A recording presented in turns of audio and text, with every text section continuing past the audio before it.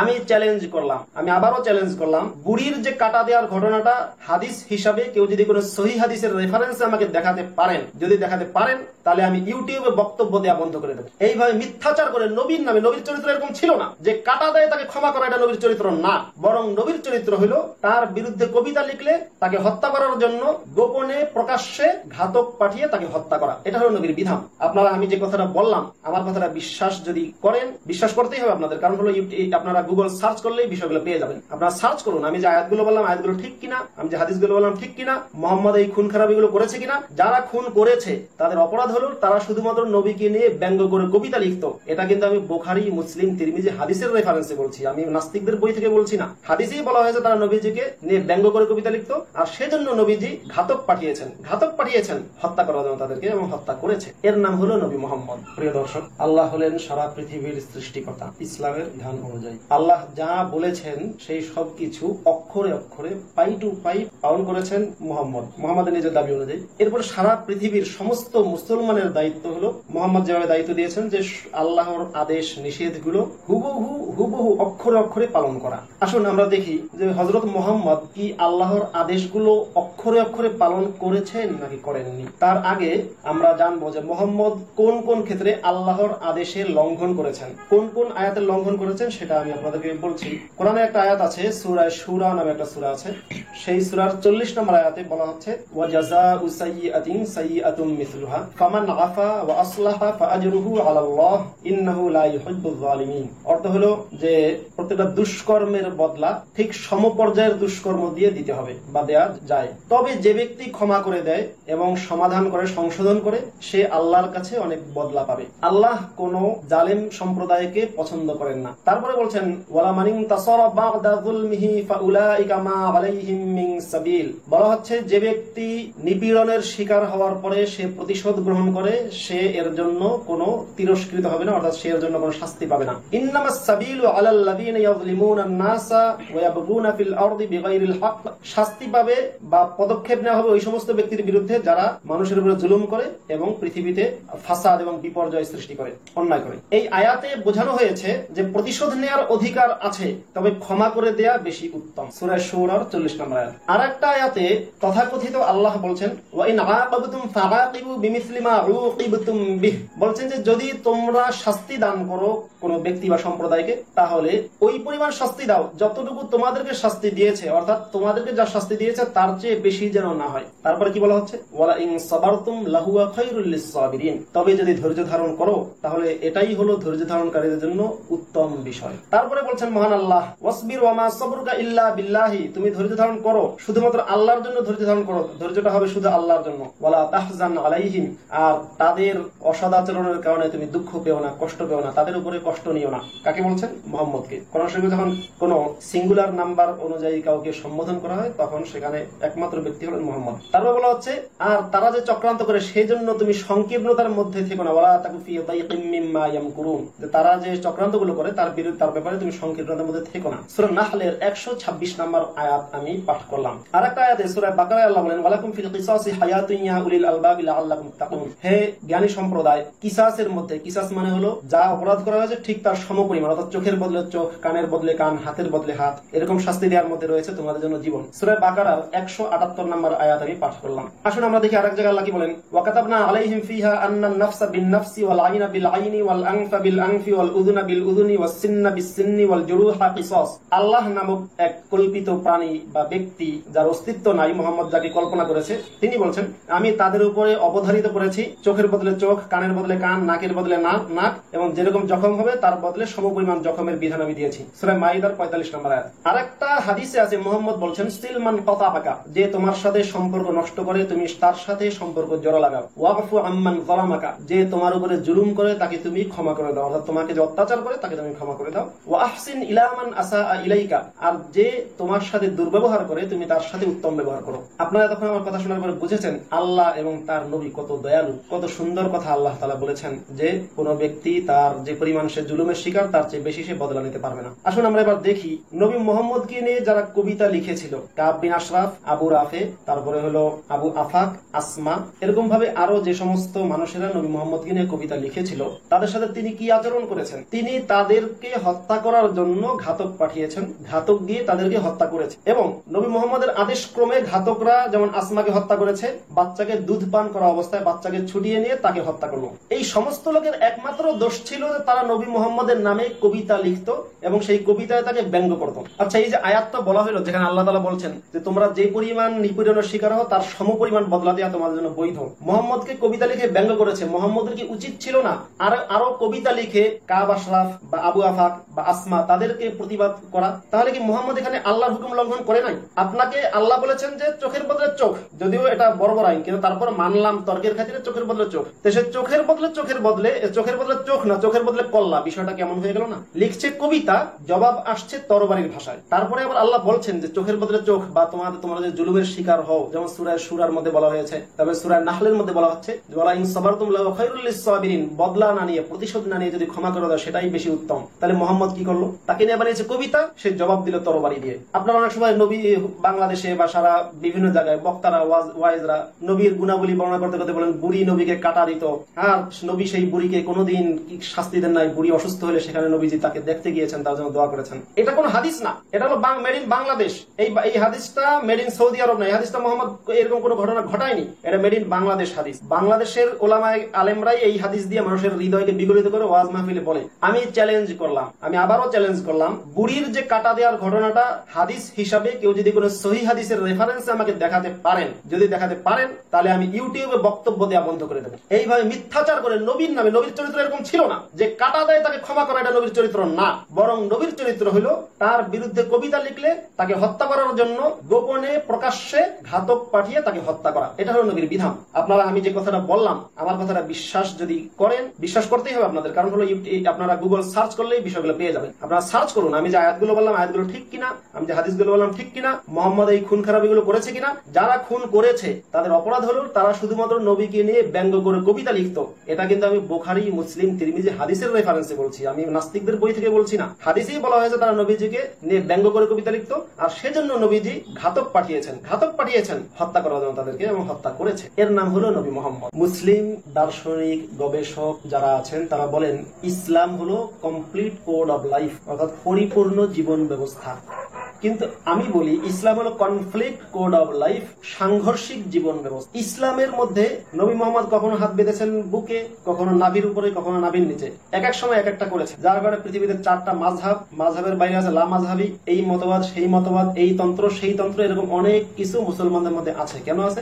মোহাম্মদ হলো একটা conflict code of life দিয়ে গিয়েছেন। এই কনফ্লিক্ট কোড অফ লাইফের কারণে মোহাম্মদের অনুসারী যারা, আয়েশার সাথে আলীর সাথে মুয়াবিয়ার, এরকম ভাবে প্রত্যেকের সাথে প্রত্যেকের যুদ্ধের ইতিহাস, শুধু রক্তপাতের ইতিহাসই দেখা গিয়েছে। এরপরে যখন রক্তপাত কমে গেল, মানে ইসলামী শাসন যখন আস্তে আস্তে ইসলামী শাসন ব্যবস্থা থেকে সরে আসলো, যখন বিলাসী খলিফাদের শাসন শুরু হলো, তখন রক্তপাতের বদলে হলো কি, তখন বিভিন্ন মাযহাব, এই মাযহাবের মধ্যে জায়েজ, ওই মাযহাবের মধ্যে যায় হারাম, এর মতে জায়েজ, এই শাফি, হানাফি, মালিকি, হাম্বলি, দুনিয়ার মাযহাব তৈরি হলো এবং সবাই ওই কনফ্লিক্ট নিয়েই থাকতে লাগলো। এখনো পর্যন্ত মুসলমানদের মধ্যে যে গ্রুপগুলো আছে, আমি বলি যেহেতু আমি বাংলাদেশের নাগরিক, আমি বাংলাদেশ সম্পর্কে বলতে পারি। আপনারা কি মনে হয় না বাংলাদেশে যদি 86,000 গ্রাম থাকে তা 86,000-এর উপরে পীর ছিল এবং আছে, লক্ষ লক্ষ পীর ছিল এবং আছে। এই পীররা কারো সাথে কারো মতের মিল হয় না। তারপরে বলা হয় যে কোরআন হাদিস রিসার্চ করে আধুনিক বিজ্ঞানীরা সবকিছু গবেষণা করেছেন, আবিষ্কার করেছেন। আমি বলতে চাই আধুনিক বিজ্ঞানীরা যে সবকিছু আবিষ্কার করেছেন, গবেষণা করেছেন কোরআন হাদিস থেকে, তাহলে কি আমি ধরে নেব যে বিজ্ঞানী যারা আছেন প্রত্যেকটা বিজ্ঞানী হাফেজ, প্রত্যেকটা বিজ্ঞানী মাওলানা, প্রত্যেকটা বিজ্ঞানী মুফতি? তাহলে কোরআন হাদিস থেকে রিসার্চ করলো কেমনে? এই কথা কি আমি ধরে নেব? নাকি আমি ধরে নেব যারা মাদ্রাসায় হেফজখানায় বসে বসে কোরআন শরীফ মুখস্থ করে, কিংবা মাদ্রাসায় বসে মাওলানা হয় কিংবা মুফতি হয়, তারা এক পর্যায়ে গিয়ে বিজ্ঞানী হয়? দেখাতে পারবেন পৃথিবীর একজন বিজ্ঞানী হাফেজ, মাওলানা, মুফতি? আমি হাফেজ, মাওলানা, মুফতি, আমি নিজে তো বিজ্ঞানী না। আমি কিছু পড়াশোনা করি কিন্তু আমি বিজ্ঞানী হতে পারি নাই, পারবো না। যদি স্কুলে ভার্সিটিতে পড়তাম তাহলে বিজ্ঞানী হতে পারতাম কিনা জানি না, কিন্তু হতে পারিনি। তো যেটা বলছিলাম যে ইসলাম কিভাবে কনফ্লিক্ট কোড অফ লাইফ হয়, আমরা যদি শুধু ছোট্ট একটা দেশ বাংলাদেশ, খুব ক্ষুদ্র একটা দেশ, 1,45,000 বর্গ কিলোমিটারের দেশ, এখানে বললাম লক্ষ লক্ষ পীর। আসুন বাংলাদেশের বড় বড় পীর যারা যারা, তাদের সম্পর্কে আমরা জেনে নেই যে তারা কি আবিষ্কার করেছেন। যেহেতু কোরআন হলো আবিষ্কারের গ্রন্থ, বিজ্ঞানের গ্রন্থ, রাজনীতির গ্রন্থ, তারপর হলো বায়োলজি, থিওলজি, এভরিথিং সবকিছু কোরআনের মধ্য থেকে পাওয়া গিয়েছে। পৌরনীতি, গ্রাম্যনীতি, শহরের নীতি, রাষ্ট্রনীতি, রাজার নীতি, এভরিথিং সবকিছু কোরআনের মধ্যে আছে। কোরআন যারা রিসার্চ করে, কোরআন যারা গবেষণা, কোরআনের যারা ধারক বাহক, আলেম ওলামা, হুজুর, পীর, মাশায়েখ, মুর্শিদ, গাজী, তারা কি আবিষ্কার করলেন, এই আবিষ্কারগুলো আমরা আসলে একটু দেখি। এখনকার যুগের আবিষ্কার, আমি খুব আগে যাবো না, এখনকার যুগের আবিষ্কারগুলো। বাংলাদেশের পীর দেওয়ানবাগী, বিরাট বড় আশেকে রাসূল, উনি কোরআন পরে আবিষ্কার করেছেন মোহাম্মদী ইসলাম। ওনার অনুসারী, ওনার দল ছাড়া বাকি সবাই বিভ্রান্ত, উনি একমাত্র হকের উপরে আছেন। বাংলাদেশের পীর রাজারবাগী, এই ভদ্রলোকের আবিষ্কার হলো শুধু উনি, উনারা, পবিত্র কোরআন উনার, পবিত্র হযরত মুহাম্মদ সাল্লাল্লাহু আলাইহি ওয়াসাল্লাম উনারা, উনি সব জায়গায় উনি আর উনারা শব্দ ছাড়া উনি কোনো কিছু আবিষ্কার করতে পারেননি। কোরআন থেকে শুধু উনি, উনারা। এই লোকের লেখা বই আছে, এই লোকের পত্রিকা আছে, আল বাইয়িনাত এবং আল ইহসান, পড়বেন দেখবেন সারাক্ষণ খালি বলবেন যে হযরত মা ফাতিমা উনার, হযরত আলী রাদিয়াল্লাহু আনহু উনার তাসবিহ শরীফ, হযরত আলী রাদিয়াল্লাহু আনহু উনার তলোয়ার মুবারক, তারপরে হাদিস শরীফ উনার বাণী, এরকম এগুলো ওনার আবিষ্কার।